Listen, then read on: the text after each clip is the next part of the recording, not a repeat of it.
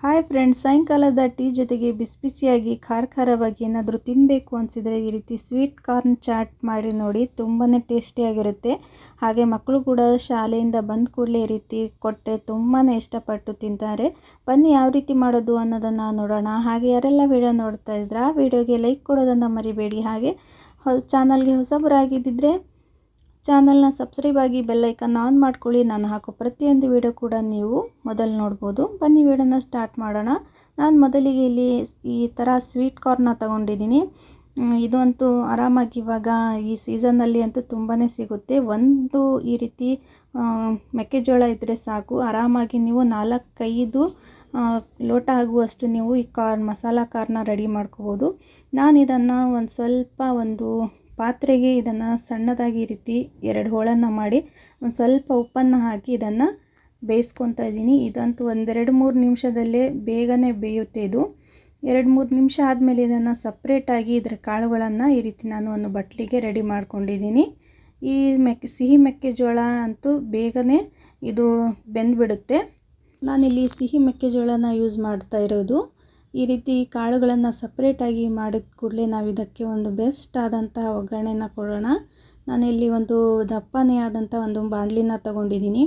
ನಿಮ್ಮ ಹತ್ರ ಈ ಬೆಣ್ಣೆ ಇದ್ದರೆ ಬೆಣ್ಣೆ ಹಾಕ್ಕೊಂಡ್ರೆ ಇನ್ನೂ ಚೆನ್ನಾಗಿ. ನಾನು 1-2 ಸ್ಪೂನ್ ಆಗುವಷ್ಟು ತುಪ್ಪನ ಹಾಕ್ಕೊತಾ ಇದ್ದೀನಿ. ಬೆಣ್ಣೆ ಹಾಕ್ಕೊಂಡ್ರೆ ಇನ್ನೂ ಟೇಸ್ಟಿ ಸಖತ್ತಾಗಿರುತ್ತೆ. ಹಾಗೆ 2 ಸ್ಪೂನು ತುಪ್ಪ ಹಾಕಿದಾದ್ಮೇಲೆ ನಾವು ಇದನ್ನು ಒಂದು ಸ್ವಲ್ಪ ನಾನು ಈ ಸಿಹಿ ಮೆಕ್ಕೆಜೋಳದ ಕಾಳುಗಳನ್ನು ಇದಕ್ಕೆ ಹಾಕ್ಕೊತಾ ಇದ್ದೀನಿ. ಸ್ವಲ್ಪ ಜಾಸ್ತಿ ಏನಿಲ್ಲ, ಕಡಿಮೆ ಉರಿಯಲ್ಲಿ ಇದನ್ನು ಈ ರೀತಿ ಫ್ರೈ ಮಾಡ್ಕೋಬೇಕು. ತುಂಬಾ ಸುಲಭ, ಮನೆಯಲ್ಲಿನೇ ಮಾಡ್ಕೋಬೋದು. ಎಲ್ಲಾದರೂ ಹೊರಗಡೆ ನೀವು ತಗೊಂಡು ಹೋಗ್ಬೋದು. ಇದನ್ನು ತುಂಬಾ ಚೆನ್ನಾಗಿರುತ್ತೆ. ಹಾಗೆ ಈ ಸಿಹಿ ಮೆಕ್ಕೆಜೋಳ ಅಂತೂ ನೀವು ಎಷ್ಟೊತ್ತಿಟ್ಟರೂ ಏನೂ ಆಗಲ್ಲ, ಸಾಫ್ಟಾಗಿ ಇರುತ್ತೆ ಕಾಳುಗಳು. ಈ ರೀತಿ ಸ್ವಲ್ಪ ನಾವು ಕಡಿಮೆ ಉರಿಯಲ್ಲಿನೇ ಇದನ್ನು ಫ್ರೈ ಮಾಡ್ಕೋಬೇಕು.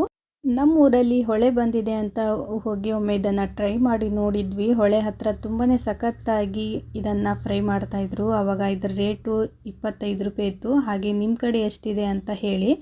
ಜಸ್ಟ್ ಒಂದು ಟೀ ಕುಡಿಯೋ ಲೋಟದಲ್ಲಿ ಮಾಡಿಕೊಡ್ತಾರೆ. ಅಲ್ಲಿ ತಿನ್ನೋಕ್ಕೂ ಕೂಡ ತುಂಬಾ ಟೇಸ್ಟಿಯಾಗಿರುತ್ತೆ ಇದು.